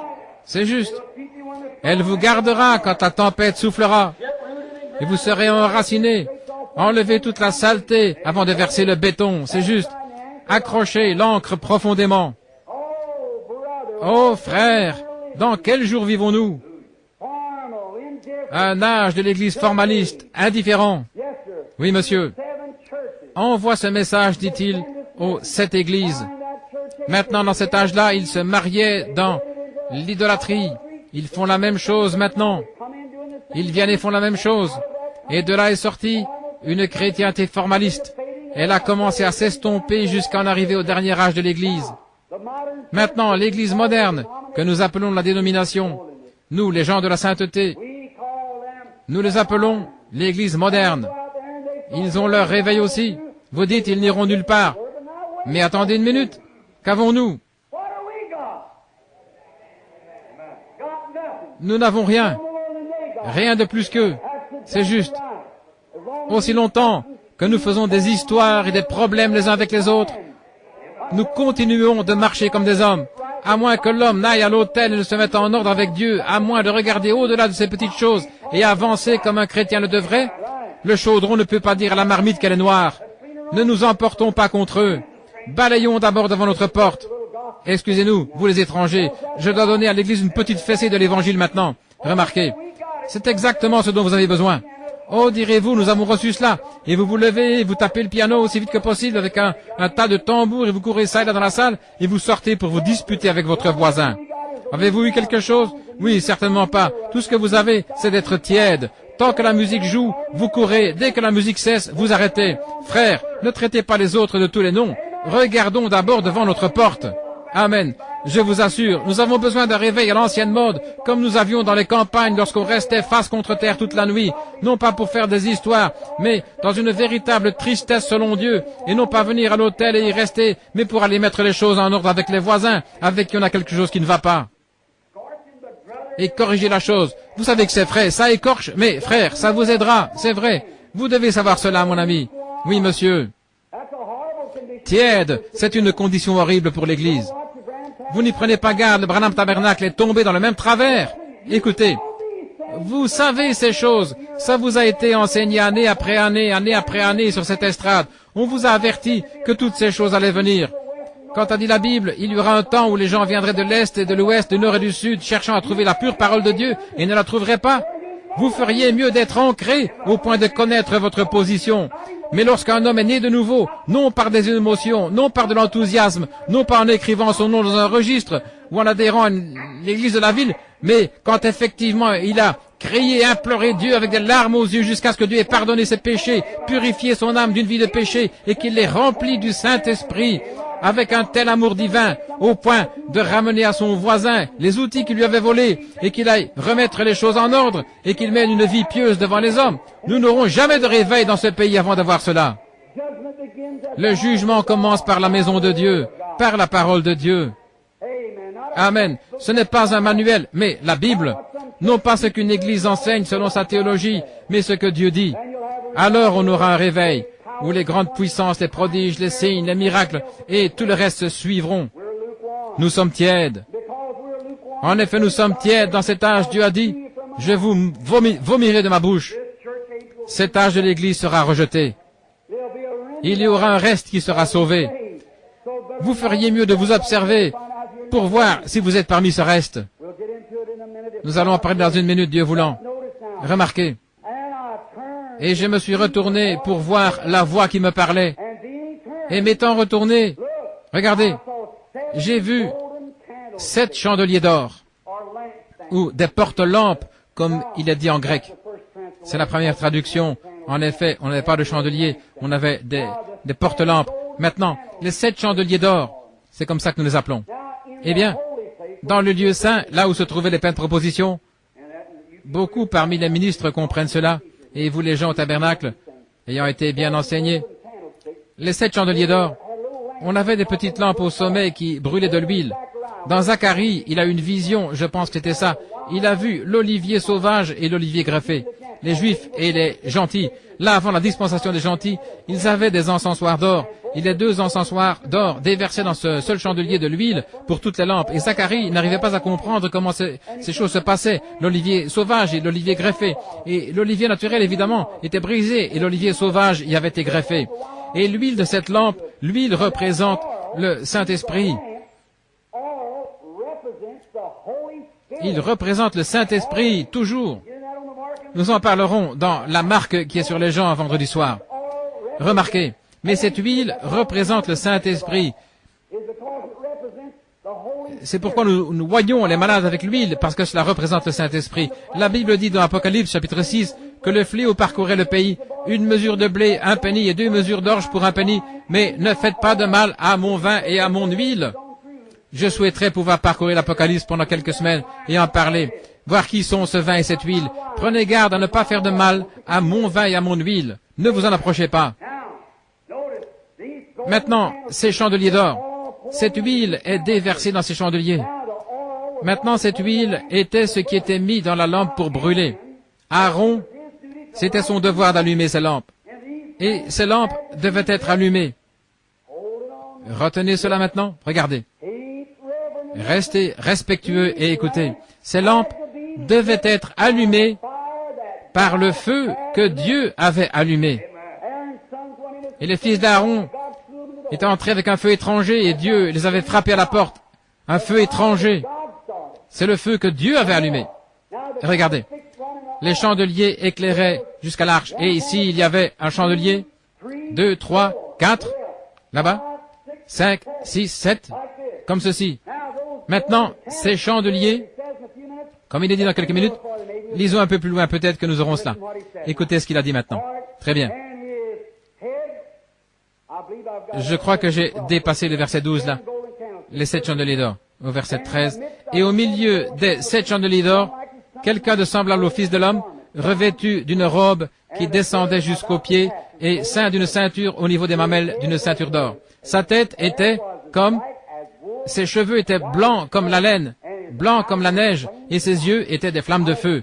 Maintenant, arrêtons là juste une minute. En effet, regardez ces chandeliers d'or. Ces chandeliers, comme nous le verrons un peu plus tard, représentent les 7 âges de l'Église. Ils représentent Éphèse, Pergame, et ainsi de suite, jusqu'à Philadelphie, et tout jusqu'à l'Odyssée, 7 âges de l'Église. Et chacun de ces petits chandeliers avait un petit vase d'huile placé là, et cette huile brûlait sur ce chandelier. Lorsqu'une lampe était allumée par le feu de Dieu, il prenait cette lampe-là et en allumait l'autre, et puis l'autre, on allumait l'autre, et l'autre, jusqu'à la dernière lampe. Remarquez? La même huile. Maintenant, ces 7 âges de l'Église commencent avec Éphèse, et Thyatire, Pergame, et ainsi de suite. Et le Saint-Esprit, qui est l'huile de Dieu, est tombé sur l'Église au commencement, à Éphèse, l'Église d'Éphèse, qui était l'Église de la grâce. Vous les baptistes, vous devriez crier Amen là-dessus. Et puis, l'Église de la grâce, qui est en Éphèse, la lettre aux Éphésiens a établi cela, avant la fondation du monde. Il est tombé là, et ils ont reçu le Saint-Esprit. Mais attendez un instant, mon frère Baptiste. Comment l'ont-ils reçu? Comment l'avaient-ils reçu? En adhérant à l'Église? Jamais. Ils l'ont reçu par le baptême du Saint-Esprit. Vous direz, oui, frère Branham, c'est vrai. Que vous est-il arrivé quand il est tombé sur vous? Remarquez, le même feu qui avait consumé cette huile en Éphèse l'a consumé à Thyatire. C'est le même feu qui l'a consumé là, qui l'a consumé à Pergame, et ça a continué à brûler jusque dans l'âge de l'Église de Laodicée. Le même Saint-Esprit, allumé par le même Dieu, par le même feu. Et le même feu qui est tombé à la Pentecôte a allumé la lampe, l'Église, dans chaque âge, jusqu'à la fin aujourd'hui. Mais le problème, nous les baptistes, nous les méthodistes, nous sommes là, loin en arrière, cherchant à apprendre quelque chose d'historique, de venir à l'Église ici en bas. C'est là où nous sommes restés. Chaque Église, lorsqu'elle commençait, considérez Luther à la première réforme. Quel réveil! Luther, regardez, j'ai son livre à la maison. Comment cet homme a secoué sous la puissance de Dieu. Comment il croyait en la guérison divine. Il avait accepté, même, il croyait dans la puissance de Dieu au point de parler en langue. Martin Luther. C'est exactement vrai. Martin Luther a parlé en langue. Et puis, l'âge suivant est venu, John Wesley. John Wesley a fait la même chose. Quand il prêchait, il disait, « Quelles sont ces paroles qui sortent de ma bouche et qui me sont inconnues ?» C'est vrai. Il a parlé en langue. Il croyait dans la guérison divine. Et lorsqu'il est arrivé en Amérique, les églises l'ont traité comme ils traitent les saints d'exaltés aujourd'hui. Ils l'ont excommunié des églises. Et il prêchait l'évangile et la puissance de Dieu tombait au point qu'il tombait par terre toute la nuit par moments. Et dans le livre de John Wesley que j'ai à la maison, un jour il était à cheval pour aller prier pour une femme malade. Et le cheval a fait une chute et s'est cassé la patte. Et il est descendu du cheval, il a pris une cruche d'huile, il a oint le cheval, il est remonté dessus et a continué sa route. Le même feu brûlait là. Mais vous avez ramené cela à des rites de quelque sorte, et le Saint-Esprit a continué à avancer. C'est exact. Et dans l'Église méthodiste, ils ont quelque chose. Leur livre dit qu'ils avaient des secousses. Et ils commencent à marcher, ils s'agitent et font des bonds, et ils agissent ainsi. Dans leurs réunions sous tente, les méthodistes. Eh bien, frère, si John Wesley pouvait ressusciter et revenir sur la scène, il aurait bien honte de vous. Il vous renierait, à moins qu'il vous donne un bon coup de fouet avec l'évangile qu'il prêchait. Je me suis tenu il n'y a pas longtemps à côté, là, son temple, où on avait lâché une meute de chiens ce jour-là alors qu'il prêchait la nouvelle naissance. Et la grande église d'Angleterre avait lâché des chiens contre lui. Et Wesley a dit, le soleil ne se couchera pas 3 fois sur ta tête, que tu m'aies fait venir pour prier pour toi. Et cela s'est accompli. Cet homme est mort. C'est ce dont nous avons besoin aujourd'hui. Nous avons besoin de ce genre d'homme. John Smith qui est resté dans sa chambre et agonisait avec Dieu, priant toute la nuit de telle façon que ses yeux étaient tellement enflés le matin que sa femme devait le conduire à table pour manger. Que faisons-nous aujourd'hui? Nous nous tenons au coin avec une cigarette à la bouche, un diacre de l'église qui descend agir comme cela, qui va au cinéma, il regarde la télévision toute la nuit, il ne va pas à l'église, fumer, boire, des jeux d'argent, des courses de chevaux, et nous appelons cela Baptiste. Pourriture. Ce dont nous avons besoin aujourd'hui, c'est de réveiller l'ancienne mot, d'envoyer de Dieu un réveil du Saint-Esprit. Je ne cherche pas à ce que vous soyez excités. Je sais que vous n'êtes pas excités. Mes frères, c'est la vérité. J'essaie de vous montrer cela. C'est la vérité. C'est ce dont nous avons besoin. C'est la Bible. C'est ce que l'Esprit a dit, voyez-vous. Les chandeliers. Très bien. Et au milieu de 7 chandeliers, quelqu'un qui ressemblait au Fils de l'homme. Quoi? Quelqu'un comme lui. Qui était-ce? Son épouse? Quelqu'un qui lui ressemblait. Observez. Vêtu d'une robe qui descendait jusqu'aux pieds. La sainteté de Jésus-Christ qui la couvre. Il nous a lavés de nos péchés dans son propre sang. Revêtu autour des saints, pas un homme, une femme, d'une ceinture d'or. L'évangile détenant la puissance et la gloire de Dieu sur le corps de Christ. Oh, quel beau tableau nous avons considéré ici. Regardez, jusqu'aux pieds et avec une ceinture d'or autour de la poitrine. Sa tête et ses cheveux étaient blancs comme la laine, comme la neige. La justice, la sainteté, ce que le blanc représente. Et ses yeux, comme des flammes de feu qui nous percent du regard. N'essayez pas de vous dérober à son regard. Il sait qui vous êtes, où vous êtes et ce que vous avez fait. Certainement. Il voit tout. Oh Dieu, il nous reste encore quelques minutes. Et ses pieds étaient comme de l'airain ardent. L'airain, c'est toujours le jugement, vous le savez. L'autel d'airain, le serpent d'airain, ainsi de suite. L'airain représente le jugement. Ses pieds donc, l'Église de Jésus-Christ est établie sur le jugement divin. Christ est mort à notre place. Le juste a payé pour notre jugement. Devant Dieu, là, il est mort comme pécheur à la croix, et son âme est allée en enfer. Et Dieu n'a pas permis que son bien-aimé voie la corruption. Il l'a ressuscité le 3e jour pour notre justification. Il est assis à la droite de la divinité maintenant, comme un souverain sacrificateur qui peut être touché par le sentiment de nos infirmités, qui reviendra de la même façon qu'il est allé au ciel pour recevoir une église glorieuse qui s'est préparée, lavée par le sang, et née une 2e fois. Quelle vision! Très bien. Comme de l'airain poli. Ses pieds étaient semblables à de l'airain ardent, comme s'ils avaient été embrasés dans la fournaise. C'est ça, toutes les scories avaient été enlevées. Et sa voix était comme le bruit de grandes eaux. Observez, c'est l'Église qui lui parle. Apocalypse 17:15 dit, des eaux signifie des foules, multitudes de gens. Eh bien, sa voix, ou cet être qui se tient là, avait cet aspect-ci. Christ, dans son Église, comme l'épouse et Christ sont un, comme le mari et la femme sont un. L'Église et Christ sont fondus ensemble en une seule personne, le même Saint-Esprit. Et les œuvres que Christ a faites, l'Église les fait aussi. Voyez-vous cela? Cette belle Église ici, dans la sainteté, dans la puissance et la majesté, ayant des visions, des signes et des prodiges. Tout exactement comme il avait ici sur la terre, rendant toute la gloire à Dieu, disant, « Je ne fais rien à moins que le Père me le montre. » Mais il me l'a montré, et voici, et ils viennent voir ses œuvres accomplies.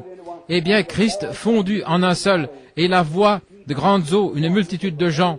Ce n'est pas juste un seul, c'était toute l'Église, les 7 églises fondues ensemble dans un grand corps racheté du Seigneur, les méthodistes, baptistes, presbytériens, tous ceux qui sont nés de nouveau du Saint-Esprit, parlant avec la puissance de Dieu. C'est ça le corps. C'est ça le corps. Et il avait dans sa droite, à droite, tout dans la Bible a une signification, voyez-vous. Dans sa main droite, 7 étoiles. Il est le roi. Et de sa bouche sort une épée aiguë à 2 tranchants et son visage était comme le soleil lorsqu'il brille dans sa force. Eh bien, de sa bouche sortait une épée à 2 tranchants. De la bouche de celui qui se tenait là, Christ et l'Église étant un seul.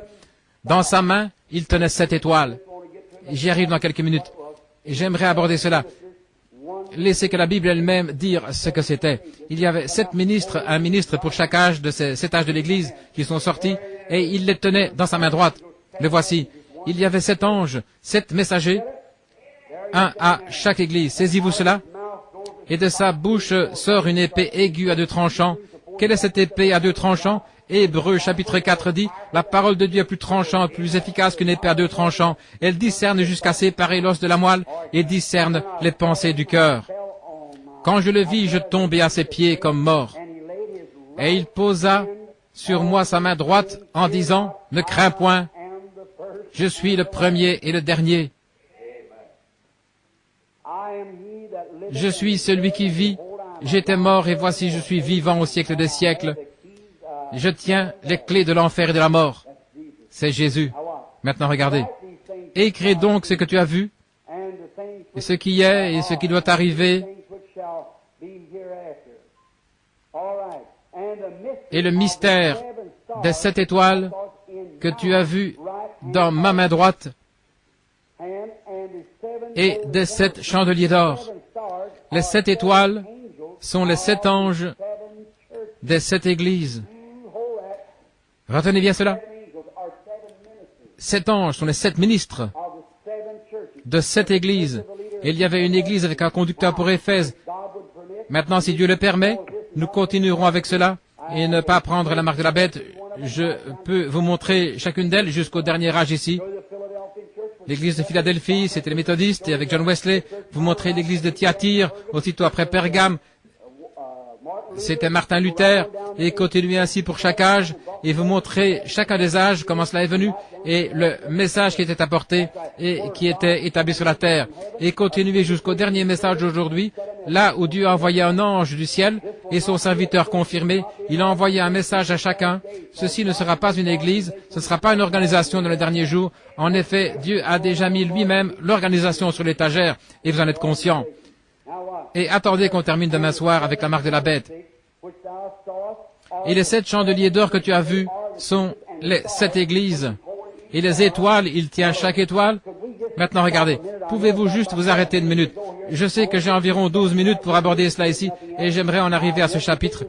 Et si je n'arrive pas à lire autre chose, j'aimerais que vous saisissiez ceci.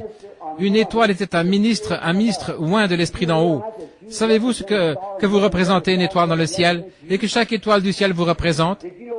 Savez-vous que Dieu avait dit à Abraham que sa postérité serait comme les étoiles du ciel?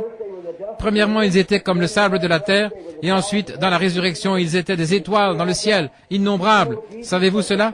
Savez-vous que Jésus était l'étoile brillante du matin, l'étoile la plus brillante de toutes les étoiles du ciel? Alléluia! Lorsque je pense à cela, mon âme bondit de joie. Le voici, là, à sa ressemblance, dans sa présence. Nous serons assis un jour, lorsque les choses de cette terre auront passé.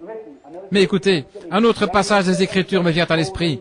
Daniel a dit, quand il a dit « Celle », lorsqu'il a vu cet ange descendre avec un arc-en-ciel au-dessus de la tête, posant un pied sur la terre et un pied sur la mer, il a levé la main, juré par celui qui vit au siècle des siècles. Lorsque cette voix en fait retentir, les 7 tonnerres ont fait retentir leur voix, il a dit « Scelle cela jusqu'au dernier jour ». Il a dit « Mais lorsque ces mystères sont accomplis, quand ceci sera révélé à l'Église, il a juré par celui qui vit au siècle des siècles qu'il n'y aurait plus de temps. » Écoutez ce qu'il a dit là. Il a dit « Va ton chemin, Daniel, scelle le livre. » Voyez-vous, car toi tu te reposeras et tu te relèveras dans les derniers, dans ton lot. Mais plusieurs, ceux qui auront amené beaucoup à la justice, brilleront plus que les étoiles pour toujours. Vous y voilà, des étoiles, 7 ministres pendant cet âge de l'Église. Cela fait 2000 ans. Depuis les 2 premiers 1000 ans, il y a eu la destruction antédiluvienne. Le deuxième 2000 ans, c'était la première venue de Christ. Le troisième 2000 ans, ça fait le 6e, c'est la deuxième venue de Christ, et le millénium, la fin, le repos du 7e jour. Pouvez-vous me supporter encore quelques minutes? Et je ne voudrais pas vous épuiser, mais je vais lire rapidement maintenant. Et à l'ange, écoutez, il parle directement maintenant. Nous allons aller jusqu'à Pergame, et je vais dire jusqu'à Laodicée, et ensuite nous terminerons. Demain soir, nous partirons à partir d'ici avec la marque de la bête. Écrit à l'ange d'Éphèse, la première. Regardez, quand Jésus se tenait avec la main tendue, voici une petite chose que je ne voudrais pas oublier. Écoutez, il se tient au milieu, au centre des 7 chandeliers d'or. Maintenant, si je me tenais ici et que le chandelier se trouvait là, voici une de mes mains et voici une autre main dans la forme de la croix, car c'est à travers la croix qu'il a amené l'Église. Il se tient ici et l'arc-en-ciel au-dessus de sa tête comme une alliance. J'ai conclu mon alliance avec l'Église par Abraham, par sa postérité, tous ceux qui ont été appelés.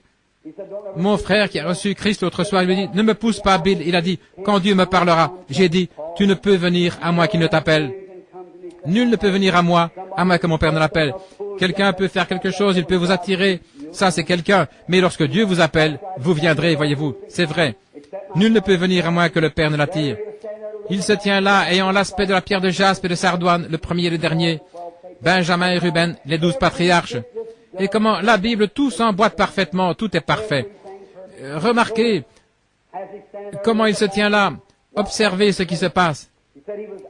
Il a dit qu'il était l'alpha et l'oméga, le commencement et la fin, celui qui était, qui est et qui viendra.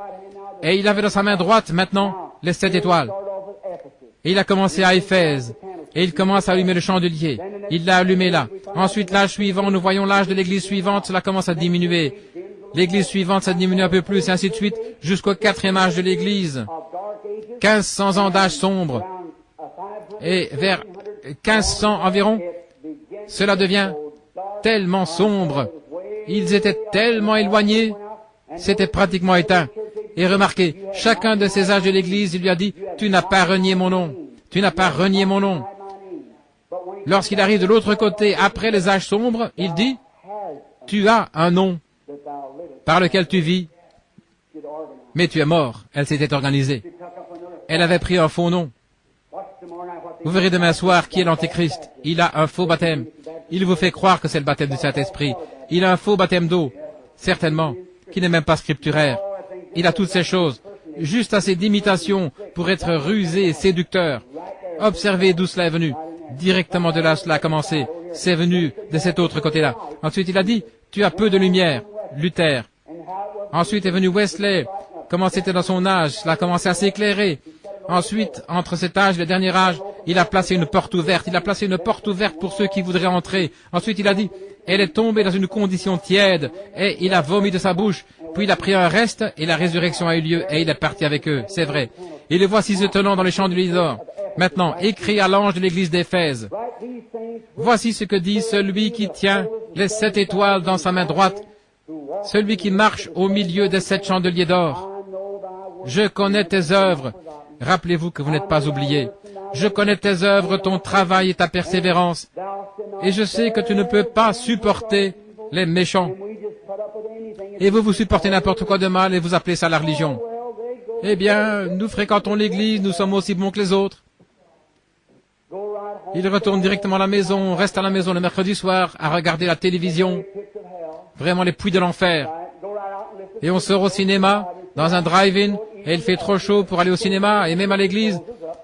Et même les prédicateurs ferment l'église en plein été. Vous direz, il fait trop chaud pour aller à l'église. Il ne fait pas trop mauvais pour aller en enfer, frère. Vous irez l'un de ces jours, là où il fait plus chaud que ça. Vous feriez mieux d'écouter. Comment le pouvez-vous, frère? Vous ne pouvez pas amener une colombe à manger le cadavre d'un cheval si vous le vouliez. Elle ne le pourra pas. Sa nature est différente. Une colombe n'a pas de bile, elle ne peut pas digérer ça. Et un homme qui est né de nouveau de l'Esprit de Dieu ne peut pas manger ces choses. Il ne peut pas tolérer cela. C'est en dehors de son esprit. Il ne peut pas faire cela. Il ne le peut pas. Et vous savez, qui se ressemble s'assemble. Et aujourd'hui, le monde et l'Église sont tellement identiques. Ils parlent de la même façon, boivent de la même façon, fument de la même manière, maudissent de la même façon. Ils s'habillent de la même manière, agissent de la même manière. Vous ne pouvez pas les distinguer. Et cependant, vous êtes censés être scellés par le Saint-Esprit. C'est fort, frère, mais je vous assure que cela vous donnera la vie. Il y avait un homme autrefois qui était allé voir un tas de prédicateurs, là où il y avait un séminaire qu'on appelait l'école des prophètes. Et l'un d'eux a dit, ils ont mis un grand pot, là nous allons voir un dîner. Il a dit, et Élisée est venu, un homme qui avait effectivement une double portion. Alors quelqu'un est allé cueillir des pois et tout un tas de légumes, il a mis cela dans des pots, et cela a commencé à faire bouillir. Eh bien, on a commencé à manger. Et ils ont dit, la mort est dans le pot. C'est comme certains de ces séminaires, c'est vrai, il a dit, la mort est dans le pot. Et Élisée a dit, attendez un instant, nous allons arranger ça. Il est allé prendre une poignée de farine, il l'a jetée dedans, et cela a changé les choses. La farine, l'offrande de farine, Jésus-Christ le même, hier, aujourd'hui, éternellement. Et cela était moulu de la même manière. L'offrande de farine, et cela a fait la différence. Tu ne peux pas supporter les méchants, tu as éprouvé ceux qui se disent prédicateurs, apôtres, et qui ne le sont pas. Et tu les as trouvés menteurs. C'est ce qu'il a dit. Voilà ce qu'il a dit, pas moi, je le cite simplement. Vous savez ce que Dieu exige?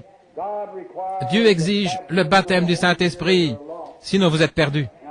Et un homme qui a tout un tas de DD, de doctorats en droit, doctorats en philosophie, de diplômes et tout le reste, et parfois il ne sait pas plus au sujet de Dieu que rien. C'est vrai, ça ne veut rien dire. Mais le monde entier dit, notre prédicateur est un docteur en théologie. Oh, miséricorde. Il n'a pas plus de Dieu que de prendre un verre d'eau. Pas autant, c'est vrai. Dieu ne s'occupe pas de combien de diplômes en philosophie, théologie vous avez. Vous savez comment la Bible, et ceci n'est pas une plaisanterie, je ne crois pas dans le fait de plaisanter, mais la Bible appelle un DD, un dead dog, un chien mort. Un chien mort. C'est exactement ce que la Bible dit, un chien mort. Ils ne peuvent pas aboyer, très bien. Tu as de la persévérance et tu as souffert à cause de mon nom. Oh, j'aimerais enfoncer cela. Nous allons en parler dans quelques soirées, Dieu voulant. Tu as souffert et ne t'es point lassé. Tu t'es accroché à cela, très bien. Néanmoins, j'ai quelque chose contre toi. Maintenant, voici où je devrais m'arrêter pour reprendre demain soir. Ce que j'ai contre toi, c'est que tu as abandonné ton premier amour. Quel est le problème au tabernacle? Lorsque vous rencontrez un homme en lui demandant « Quand était-ce dans votre expérience chrétienne la plus précieuse ?» vous devriez pouvoir dire « Maintenant même ». Eh bien, ma meilleure expérience, ce n'est pas lorsque j'ai reçu le baptême du Saint-Esprit quand je suis venu. Dites simplement « Oh frère, tu as déchu de la grâce. » C'est vrai. Regardez. Tu as laissé ton premier amour, montrant qu'ils avaient quelque chose au début et qu'ils l'avaient perdu. Il ne s'agit pas de celui qui commence, mais celui qui persévère jusqu'à la fin. C'est celui qui sera sauvé. Ce ne sont pas tous ceux qui disent « Seigneur, Seigneur », mais celui qui fait la volonté de mon Père. Oh, que cela pénètre profondément. Quelques minutes. Je parle vite ce soir. Ainsi, laissez cela pénétrer quelques minutes, voyez-vous. C'est celui qui fait la volonté de mon Père. Celui qui persévérera jusqu'à la fin. Celui qui persévérera. Si quelqu'un dit « Je crois que ce gars-là, c'est un vieil hypocrite », eh bien, si vous pensez ça à mon sujet, je quitterai l'église, je n'aurai plus rien à faire avec cela. Très bien, vous y êtes, ça montre de quoi vous êtes fait. Mais si c'est du blé pour commencer, ce sera du blé à la fin. Vous n'êtes simplement pas resté assez longtemps. Vous ne mettez jamais les choses en ordre. Voilà, c'est vrai. Souviens-toi donc d'où tu es tombé. Retournez et rappelez-vous lorsque vous avez eu l'expérience. Vous ne parliez de personne quand il y avait des problèmes à l'église. Vous ne vous mettiez pas à causer à votre voisin et à parler de l'église et à parler des autres et vous enflammer et allez vous joindre à une autre église. Non, vous restiez là même en priant avec persévérance et Dieu a amené la solution. Voyez-vous, souviens-toi d'où tu es tombé et repens-toi. Vous savez ce que ça veut dire se repentir, n'est-ce pas? Et pratique tes premières œuvres. Revenez et retrouvez votre première expérience. Faites ce que vous faisiez au commencement. Allez à l'autel et mettez-vous en ordre avec Dieu, en d'autres termes. C'est exact. Pratique tes premières œuvres, sinon je viendrai à toi rapidement et j'ôterai ton chandelier de sa place, à moins que tu ne te repentes. Sinon vous aurez une église brisée qui va éclater en morceaux, à moins que tu ne te repentes. Mais tu as ceci, nous voici maintenant. Tenez ferme et écoutez attentivement. Revêtez-vous de votre veste ecclésiastique maintenant et faites descendre votre parapluie. Mais tu as ceci, c'est que tu détestes les œuvres des Nicolaïtes. Ce que moi aussi je déteste. Vous haïssez les œuvres des Nicolaïtes. Maintenant regardez. Ce qu'étaient les œuvres en Éphèse, dans l'âge de l'Église suivant, c'était devenu une doctrine. Nous allons en parler demain soir, les Nicolaïtes. Et que celui qui a des oreilles entende ce que l'Esprit dit aux églises. À celui qui vaincra, je donnerai à manger l'arbre de vie qui est au milieu du paradis de Dieu. Maintenant, le verset suivant commence avec l'église de Smyrne. Nicolaïtes. C'est à partir de là que nous allons commencer demain soir. On va aller là dans l'Apocalypse 13. La prêtrise nicolaïte a commencé juste là à Éphèse. C'est là où l'âge de l'Église a failli, en 300 ans de son existence. Avant de s'éteindre, les Nicolaïtes ont commencé une doctrine, un sacerdoce de frères.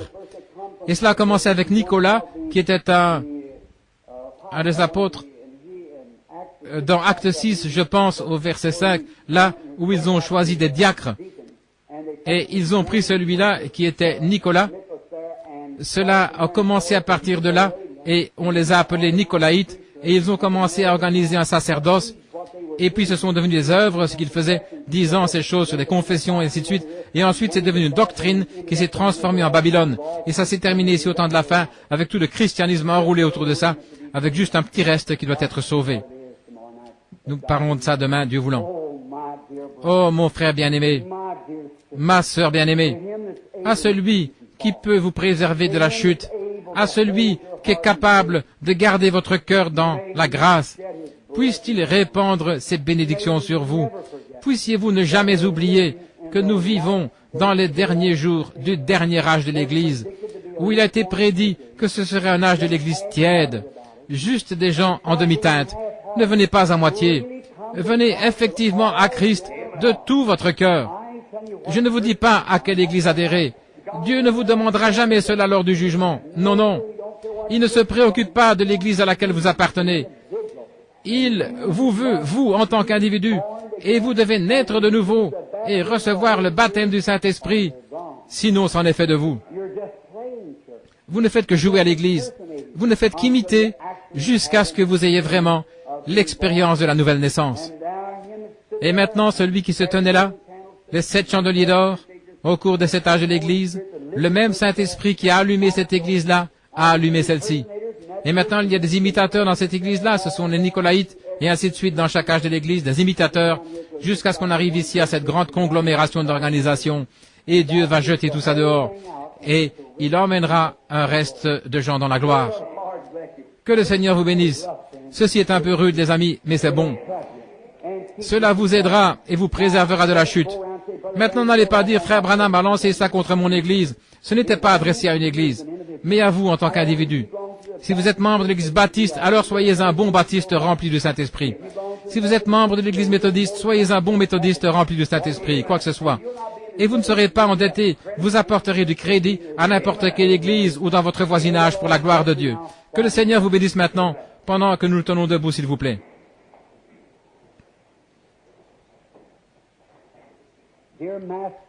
Bien-aimé Maître de la vie, après la lecture de ta parole, nous sommes dans l'étonnement, en réalisant qu'un jour, cette lecture de ce soir, nous l'entendrons sur des bandes magnétiques, pourrait-on dire, au jour du jugement. Qu'allons-nous faire à ce sujet? Voyant que nous vivons dans ce dernier âge, il y a des ténèbres partout. Quel temps! Nous voyons la venue du Seigneur, des signes apparaître, des tsunamis, les cœurs des hommes qui défaillent de peur, un temps de perplexité, la détresse parmi les nations. Beaucoup disent, oh, j'ai entendu cela pendant des années, mais les Écritures ne nous disent-elles pas qu'on dira, les temps n'ont pas changé depuis que nos pères se sont endormis, sans savoir que nous sommes juste au bord. Il pourrait venir avant, demain matin. Et Père, nous ne savons quel jour, à quelle heure, ce petit fil de la vie sur lequel nous marchons se brisera sous nos pieds. Nos pauvres âmes sont suspendues là dans la balance, sur la parole de Dieu, et notre attitude sur ce que nous avons entendu et lu. Il nous incombe, Seigneur, de nous arrêter et de nous examiner. Et pendant que les hommes et les femmes, garçons et filles se tiennent ici dans cette petite audience ce soir, avec leur bon sens, puissent-ils penser profondément maintenant même. Et s'ils ne sont pas encore nés de nouveau, puissent-ils prendre la décision dans leur cœur maintenant même. Je ne mangerai point ni ne boirai jusqu'à ce que tu me remplisses de cette même manne dont tu les as remplis le jour de la Pentecôte, jusqu'à ce que le monde soit mort et que tout devienne secondaire après toi, mon Seigneur, et l'amour pour tout le reste s'évanouira. Mais ôte tout l'amour du monde de moi, et laisse-moi à partir de maintenant être entièrement à toi. Accorde-le, Seigneur. Sois avec les gens qui retourneront à leur foyer respectif. Souviens-toi des nécessiteux, ô Dieu, les pauvres dans notre pays, les pauvres en l'esprit, ceux qui ont faim. Ô Dieu, suscite des prédicateurs partout, remplis du Saint-Esprit, envoie-les prêcher, Seigneur, comme des tisons dans le feu. Nous ne savons pas à quelle heure. Faisons que passer une seule fois sur ce chemin. Nous sommes seulement une seule fois des mortels, et nous sommes reconnaissants à Dieu pour cela. Mais dans la vie future, nous ne prêcherons plus l'Évangile dans la vie qui est à venir, mais nous nous réjouirons de l'Évangile avec ceux des autres âges qui l'ont accepté, avec le capitaine en chef, notre Seigneur Jésus, qui est entièrement digne, que toute la gloire lui revienne au siècle des siècles. Que Dieu vous bénisse. Tournez-vous et serrez la main les uns les autres. pendant que nous chantons, béni soit le lien qui nous unit.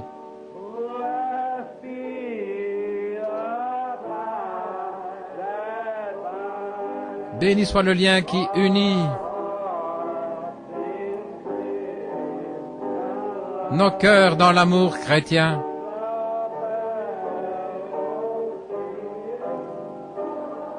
La communion de nos esprits est comme celle d'en haut, devant le trône de notre Père.